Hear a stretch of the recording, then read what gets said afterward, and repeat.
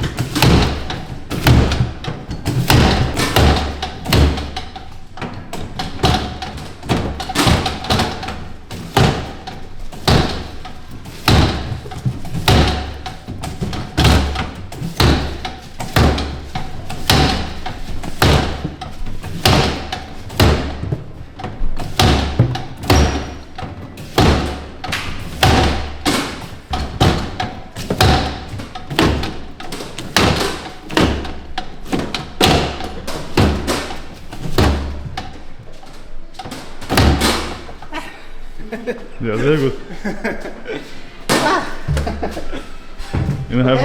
Innerhalb von 2 Minuten. Ja, also ich war schon mal unter einer Minute, aber heute in meinem Alter geht das nicht mehr so schnell. Okay. Ja, bestens. Wie viel sind das? Das sind 20 Kilo. 20 Kilo. Genau, ja. Ja, hier schneiden wir am Tag bestimmt um die 10 bis 12 Säcke für den gesamten Tag. Also eine Menge zu tun. Ja.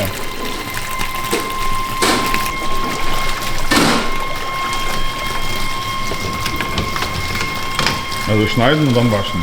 Genau, wir waschen sie drüben zweimal in unserer Waschanlage und danach werden sie hier auch noch jeweils zweimal gewaschen. Werden runtergekühlt mit Eiswürfeln, bis wir dann vorne sie auf der Leim benutzen. Genau. Der ganze Prozess, um einen Sack fertig zu kriegen, liegt bei ungefähr 10 Minuten, Viertelstunde. Dann müssen Sie hier aber auch nochmal eine Viertelstunde kühl lagern, also insgesamt so eine halbe Stunde circa. Genau.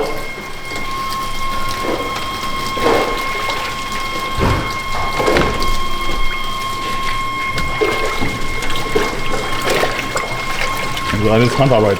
Genau, alles Handarbeit und hier sieht man jetzt auch, dass das Wasser klar ist. Sprich keine Stärke mehr in den Kartoffeln ist. Im Vergleich zu... Genau. Diese könnten wir jetzt sozusagen vorne schon benutzen zum Frittieren. Dazu kommen wir dann aber später nochmal. Okay.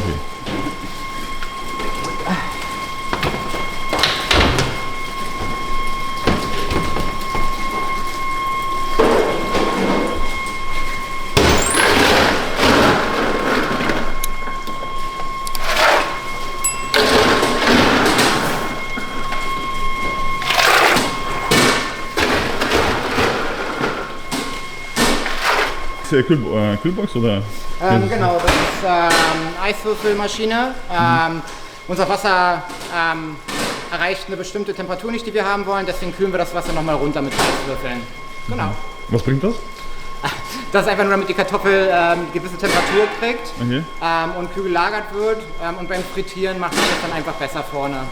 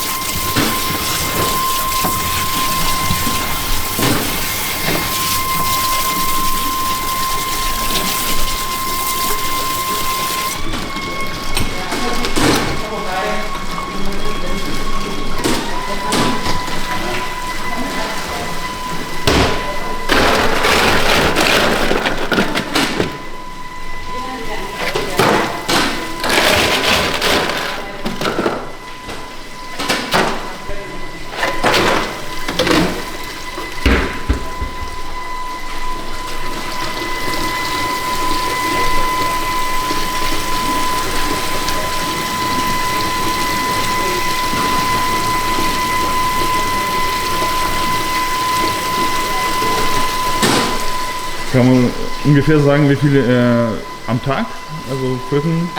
Am Tag haben wir hier aktuell um die 10 Säcke unter der Woche, am Wochenende um die 15 wahrscheinlich, genau. Ja, wir schneiden frühs, bevor wir den Laden aufmachen, um die 6 Säcke, damit wir über unseren Lunch rüberkommen und keiner hier hinten sein muss, was schneiden muss. Und dann zur Schichtübergabe werden nochmal 5, 6 Säcke geschnitten für das Abendgeschäft dann. Genau, was vielleicht noch interessant gleich wäre, also Ja. das ist ja unsere erste Waschstraße. Ja. Waschstraße. Genau, also das Power Soak nennt sich das. Wie nennt sich das? Power Soak haben wir hier, genau. Dort werden sie 2- bis 3-mal drin gewaschen, für circa 5 Minuten. Kommt so immer ein bisschen drauf an, wie die Qualität der Kartoffeln auch ist. Bei diesem Exemplar aktuell waschen wir 2-mal. In der Power Soak drinne und danach noch per Hand 2-mal hier drüben, bis die komplette Stärke raus ist. Genau. Ich würde die einmal anstellen.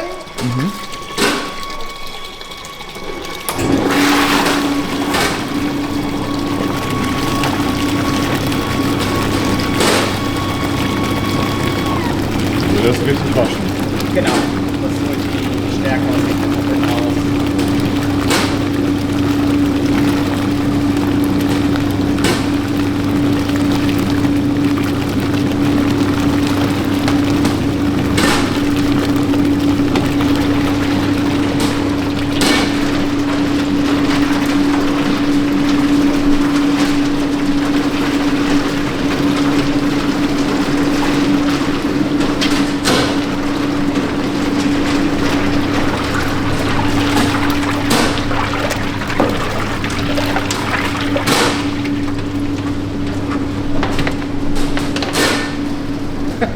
Ja. Ja, genau.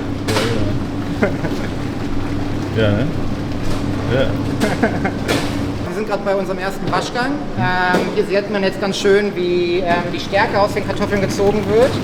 Nach 5 Minuten lassen wir das Wasser einmal ab, säubern die Kartoffeln nochmal mit unserem Sprüher und lassen frisches Wasser ein und waschen sie dann nochmal für weitere 5 Minuten. Nach dem zweiten Waschgang überprüfen wir, wie es aussieht. Meistens ist dann der Großteil der Stärke schon raus, sodass wir sie transferieren können ins nächste Becken. Und dort werden sie dann noch 2-mal per Hand gewaschen.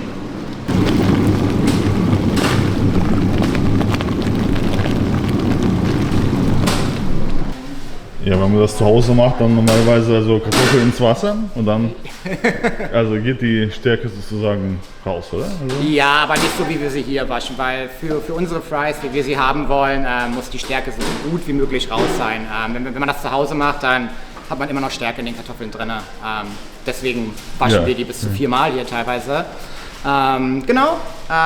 Und sonst würde dem etwas anders schmecken, ne? Süßlicher oder? ja, man schmeckt das, dass die Kartoffeln nicht den Geschmack haben und sehr, sehr doll nach Kartoffel und Stärke schmecken. Wir wollen sie eher wie ein Kartoffelpüree haben. Das zeige ich dir aber alles später nochmal, dann, wenn wir auf der Line sind. Dann mache ich eine kleine Fry-Kalibrierung und da werde ich dir dann auch mal ein Beispiel zeigen, wie sie nicht schmecken sollen Okay, und ja, wie gerne. sie schmecken sollen. Okay. Da können wir dann nochmal mehr nachher sehen. Ja, gerne. Genau.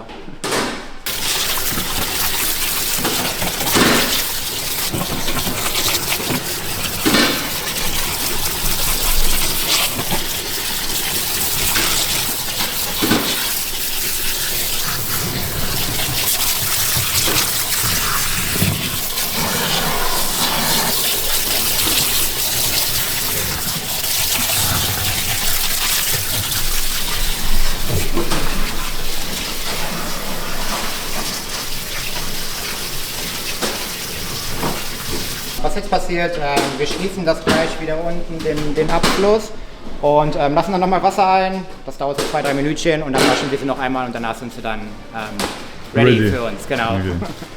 Sehr gut.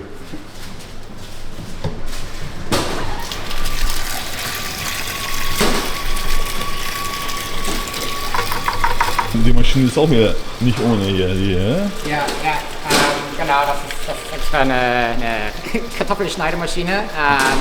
Sprich, bei Five Guys machen wir alles in Handarbeit.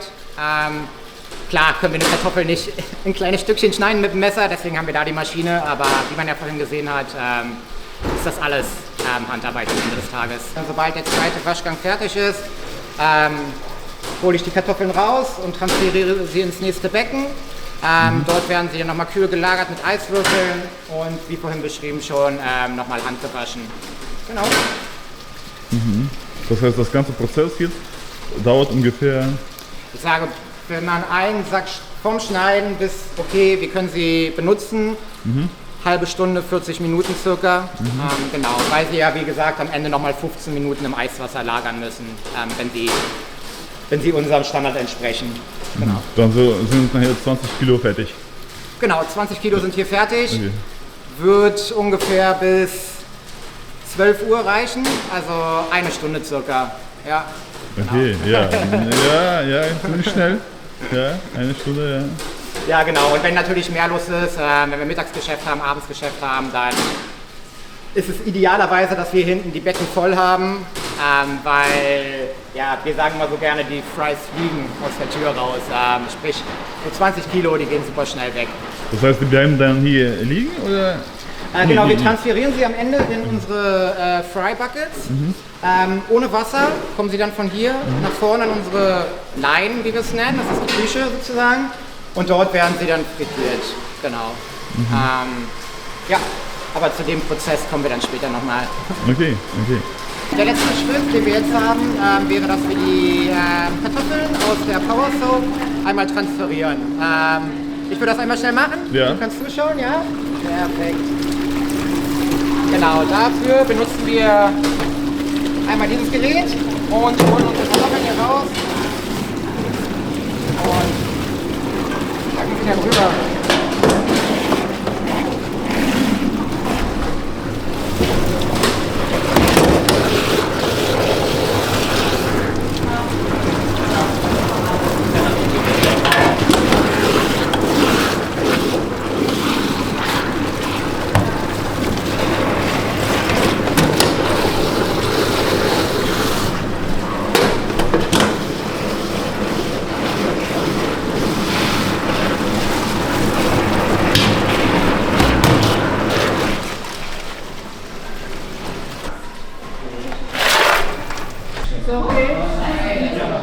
There is someone at the door.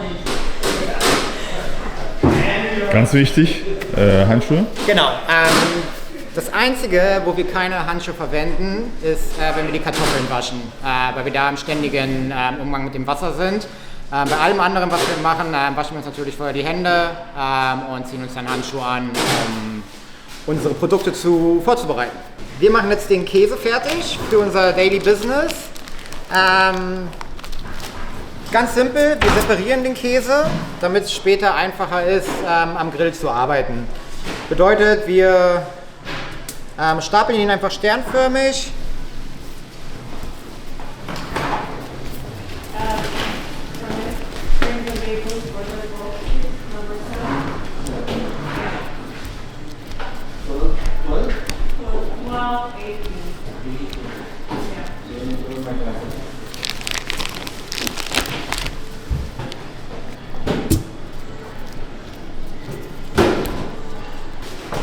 Genau, und am Ende packen wir ihn dann ein. Und zack, hier ist der Käse. Das Ganze machen wir gerade um die 8 Mal. Wir bereiten auch hier alles für den kompletten Tag vor. Unser Ziel ist es, am Ende des Tages nichts mehr übrig zu haben von dem, was wir gepreppt haben. Und dass wir tagsüber nicht zurückrennen müssen und irgendwas nachpreppen müssen über den Tag. Deswegen machen wir alles morgens fertig. Aber dann lieber besser mehr als weniger, oder? Wir wollen ja Abfall vermeiden, deswegen preppen wir eigentlich nur für den Tag.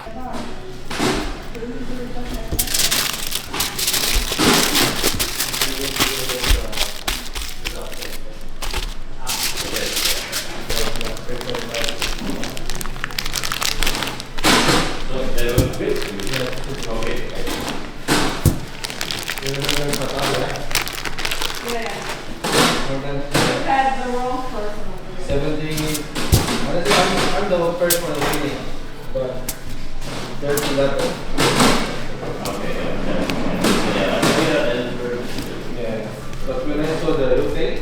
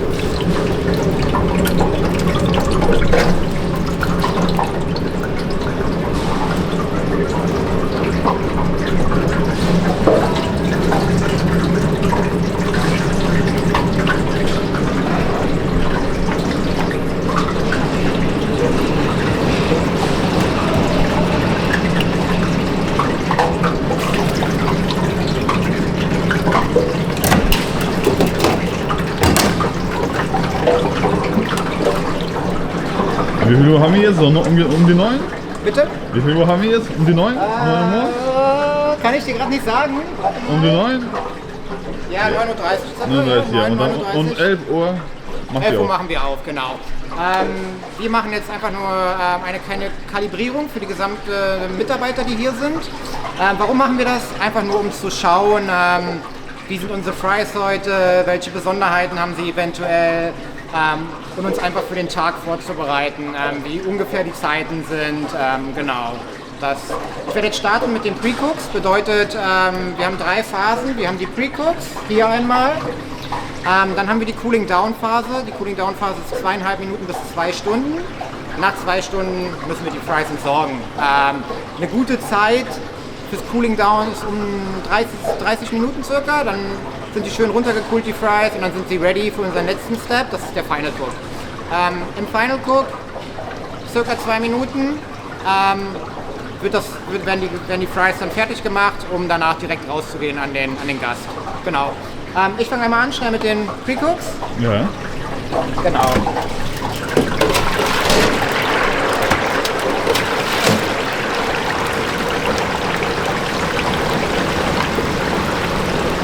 Erdnussöl.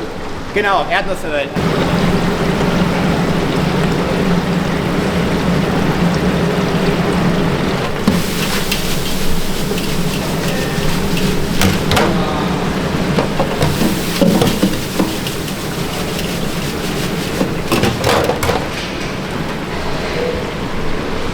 Genau, das Schütteln, was wir gerade gesehen haben, dient einfach nur dazu, dass die Fries einmal gemischt werden, dass die von unten nach oben kommen, dass die aus der Mitte nach unten gehen und so weiter. Dient einfach nur dem Zweck, dass alle Fries gleichmäßig frittiert werden. Und zwischendurch, wenn man wartet, kann man Erdnüsse essen. Ja, Oder? ich nicht, aber die Gäste sehr gerne, ja, Ja? genau. Ja, okay. Ja, wir haben immer eine Erdnussbox für unsere Gäste zur Verfügung zu stehen, die sind for free. Was wir an den Kassen gerne machen, hey, der Burger dauert um die 6-7 Minütchen. Wenn ihr ein paar Erdnüsse essen wollt, könnt ihr euch gerne hinten welche nehmen.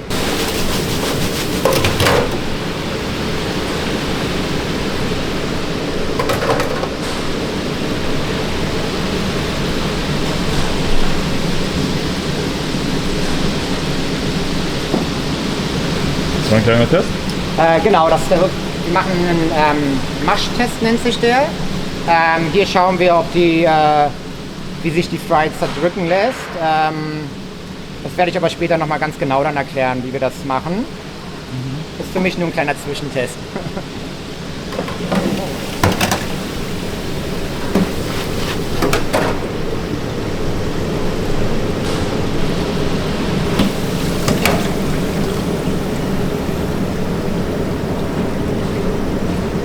Erste Stufe, ja? Genau, das sind die Pre-Cooks. Die Pre-Cooks sind jetzt fertig. Insgesamt hat uns das um die 4,5 bis 5 Minuten gerade gedauert. Jetzt werden die runterkühlen. Wie gesagt, 2,5 Minuten bis maximal 2 Stunden.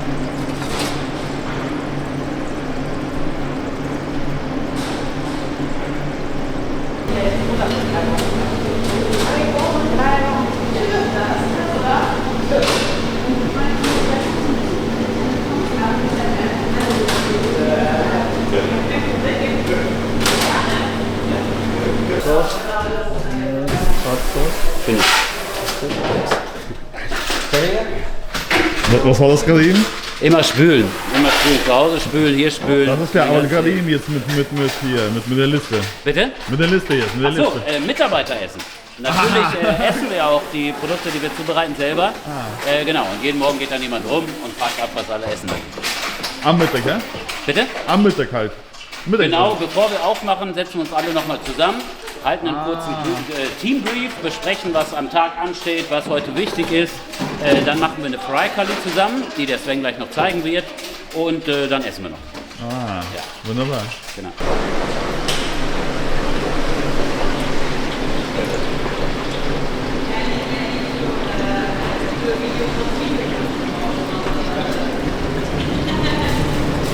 Jetzt kommen wir gleich zur zweiten Stufe. Zur dritten Stufe dritten eigentlich. Stufe, Genau, die zweite Stufe, die Cooling-Down-Phase, die ist jetzt beendet. Wir haben circa eine halbe Stunde, sind die Fries abgekühlt und gleich machen wir den Final Cook. Final Cook bedeutet, danach sind die Fries eigentlich ready für den Gast. Um die 2 Minuten, aber man kann das nicht immer pauschal sagen, ob es 2 Minuten sind und manchmal 1,5 Minuten, das kommt immer auf die Kartoffeln selbst drauf an. Bedeutet, wir werden gleich testen, wie lange das dauern wird ungefähr. Und dann gehen wir rüber und machen eine Fry Calibration, nennt sich die bei uns. Bedeutet, ich werde den Mitarbeiterinnen präsentieren, was ich heute Morgen hier gemacht habe, wie lange das alles gedauert hat, um einfach vorbereitet für den Tag zu sein.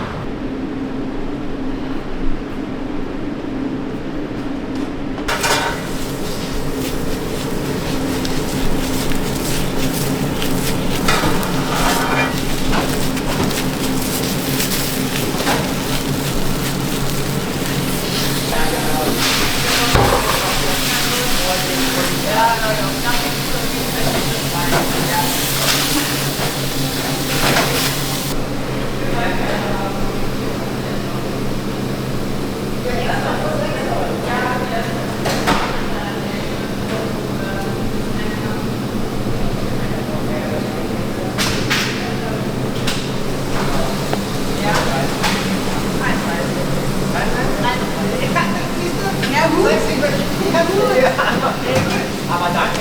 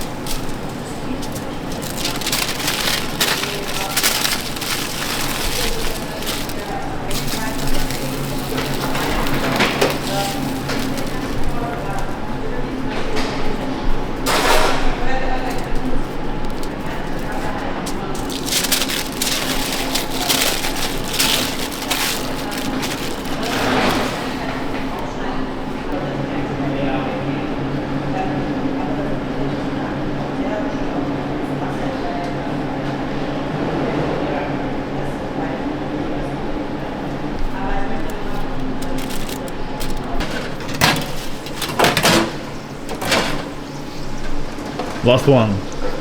Bitte? Last one, also letztes. Ja, finally. Genau. Um die 1,5 bis 2 Minütchen, dann sind die fertig und dann gehen wir rüber und probieren die einmal. Und dann Ja. gucken wir, ob du happy bist. Ja, ganz bestimmt. Ja.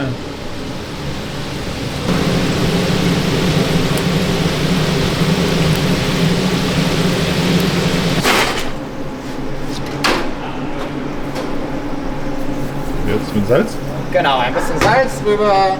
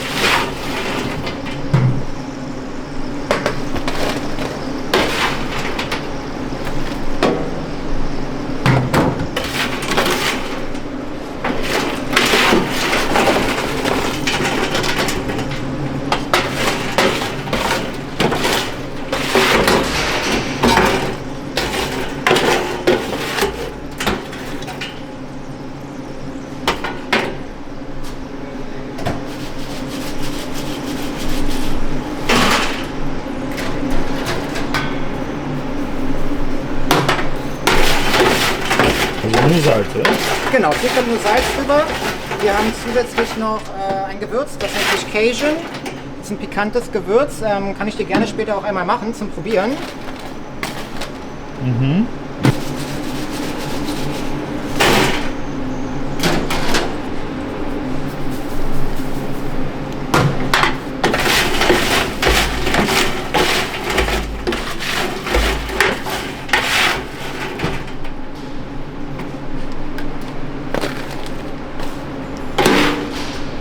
Jetzt 6 Proben.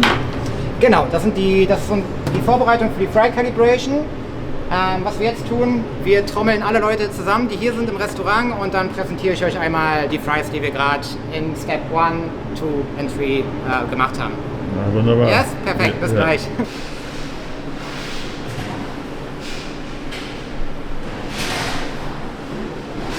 Alright guys, then welcome to my fry calibration. At Five Guys we do our fry calibration twice a day. Means one time right now in the opening and one time later for the closing shift, yeah? What we're gonna do, we're gonna test our fries. We do it twice because obviously the people are changing who are on shift, the fry quality could change, oil could change, that's why we do it twice, yeah? It's very simple, we have 3 stages. It's called boardwalk style. We have the pre-cook, we have the cooling down, and we have the final cook, yeah? As you can see here on my presentation, we're gonna start with the pre-cooks. We have 3 different ones. We have the perfect ones, we have the overcooked ones, and we have the undercooked ones, yeah? Please, everybody, take one without a skin from the perfect ones and do the mush test, yeah? So, the mush test means we're gonna take one fry without a skin, put it in between thumb and index finger, or pointing finger, I don't know. Press it slightly together, yeah? And you should feel Ja, the ich slight habe hier noch consistency. die Kamera The halten. skin should stay intact. The fries are not breaking, yeah? Beautiful. Then we're gonna go over to our undercooked ones, which are on your right side. So please do the same mush test, one without a skin. And you should have a little bit bigger resistance, yeah? The difference here, it's just like 20-30 seconds, yeah? So they are a little bit harder inside. When you do the taste test, you will taste it, yeah? All right, then we go to our overcooked ones, number 3. Please take one without a skin, try it again. And there's barely any resistance, yeah? And we will taste it later as well. All right, like I said, the differences in between those ones were like 20 seconds, yeah? Then we hit the cooling down phase, the cooling down time, it's in between 2.5 minutes and 2 hours. After 2 hours, we need to throw them. So if we are not busy, please reduce the pre-cooks as well, yeah? They were staying outside for like almost 45 minutes, yeah? So it's was a good cooling down phase. Yes, then we go over to our final cook ones. There you go. We have again in the middle the perfect ones. So what we're gonna do is the taste test, yeah? Take 2, take 3 fries, put them in your mouth and taste them, yeah? They should taste like mashed potato inside, yeah? Good. Good? Happy? All right, let's try the other ones, yeah? We're gonna go over to the undercooked ones. Take 2 or 3, taste them. They will taste like raw potato inside. And like I said, the difference was like 20 seconds, so they might be still tasting okay, but I think you will taste some raw potato inside. Yeah? Raw potato? Raw potato? Yeah. Sarina? Raw potato? Yeah? Okay. Yes, Roboter. Okay, then we're gonna go to our over ones. Please do the taste test again. Take 2 or 3, and they are very dry and taste like burnt potato or a little bit of burnt flavor. Difference 20 seconds again. Yeah? All right, I used an even amount of salt for the final cooked ones. Yeah? I haven't tried them so far. As far as I can measure my fry calibration from the pre-cooked ones, they all are kind of soft, limp, and dull, and you can put them together and they don't come out of the skin. So I think the range here is pretty good. But when we do the taste test, you can feel, you can taste the difference. Yeah. All right. Any questions? Any feedback for me? No. No? Everybody happy? Yeah, the perfect is perfect. Yeah? All right. Perfect. Then, thank you very much, guys. Enjoy your break. We're going to see each other at 11 again. Yeah? All right. Thanks, guys. Thank you. The foreigner with the video and the family, they will see. Ja, ich habe das ein bisschen mitverfolgen können. Als ich bei Five Guys angefangen habe, waren wir noch sehr jung in Deutschland und viele Dinge waren noch so im Aufbau und wurden überlegt. Und ja, wir sind ein Familienunternehmen. Familie Morel, denen sind ihre Produkte sehr, sehr wichtig. Und das hat man auch bei sämtlichen Dingen, die wir in Deutschland gemacht hat, sehr stark gemerkt. Zum Beispiel, wenn wir Brötchen ausgesucht haben, dann kam die Familie Morel extra nach Deutschland oder nach Europa, ist in die Bäckereien gegangen, hat mit den Bäckereien die Rezepte besprochen, die Brötchen probiert und so ganz, ganz großen Wert darauf gelegt, welche Produkte verwendet werden. Man kann also sagen, dass natürlich gibt es kleine Unterschiede. Wir versuchen möglichst viele unserer Waren hier vor Ort zu beziehen, aber wenn das nicht möglich ist, ja, aus Amerika oder aus den UK. Viele der Produkte kommen aber von hier und dennoch gibt es kaum einen Unterschied zu Five Guys in Amerika. Das hat die Familie Morel sichergestellt. Und das war von Anfang an die Idee, dass man das wirklich so... Wenn man Ich glaube, es war gar nicht die Idee, groß zu expandieren und groß zu werden. In erster Linie war das Ganze als Familienbusiness gedacht. Und weil wirklich ein gutes Produkt rauskam und auch ein ganz klares Profil. Five Guys macht Burger und Fries, wir machen noch Shakes und Hot Dogs, aber sonst machen wir nichts. Ja, und es ist also ein ganz klares Konzept und das Konzept hat mit Qualität überzeugt. Und so ist es zufällig sozusagen entstanden, dass Five Guys ein Riesenunternehmen geworden ist. Aber ich glaube, von Anfang an war das gar nicht die Idee.